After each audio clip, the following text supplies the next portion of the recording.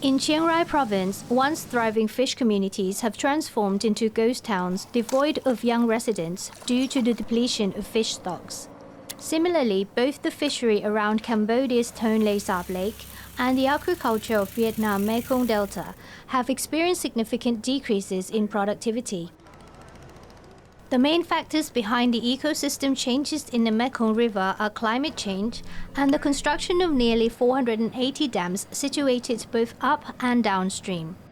Several international initiatives are underway to address the Mekong's problem, one of which is the Mekong River Commission, or the MRC. The MRC is an intergovernmental organization which focuses on sustainable management and development of the Mekong River Basin. The members include Cambodia, Laos, Thailand, and Vietnam.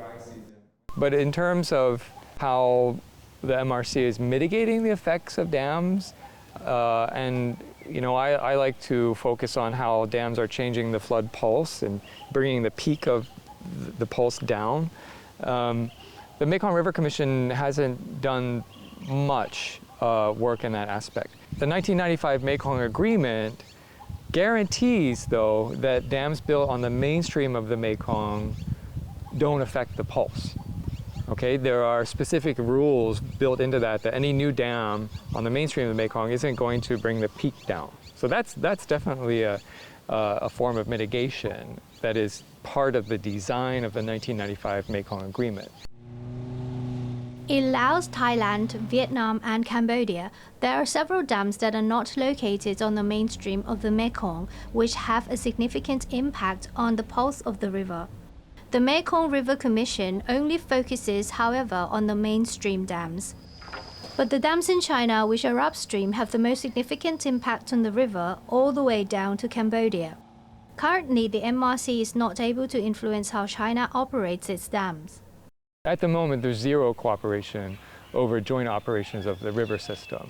I mean, in Laos, there are cascades of dams built on tributaries where this dam operator doesn't tell the dam operator below how its dam will operate and send water out of it.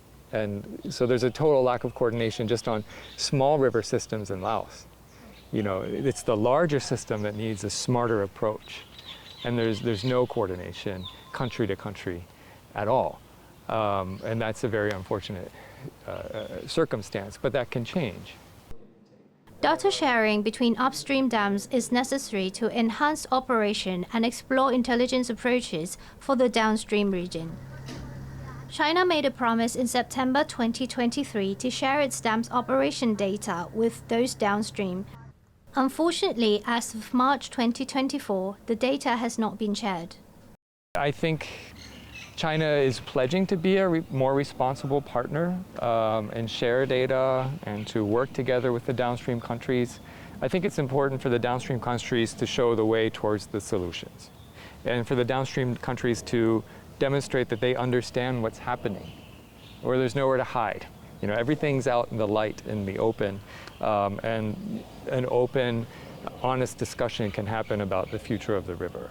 And the more evidence there is to demonstrate the changes and why the changes are happening, the more honest the conversation can be. The Mekong River is currently overburdened with dams and other hydropower projects.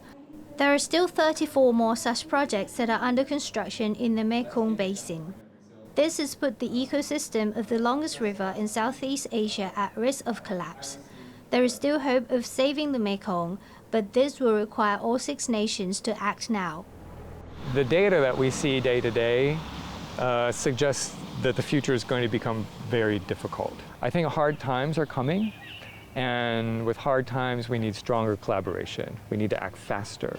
And it is still possible, I think, to save the mighty Mekong, but it's going to take a lot of action here in Thailand, in Vietnam, Cambodia, and Laos, and China to bring a brighter future.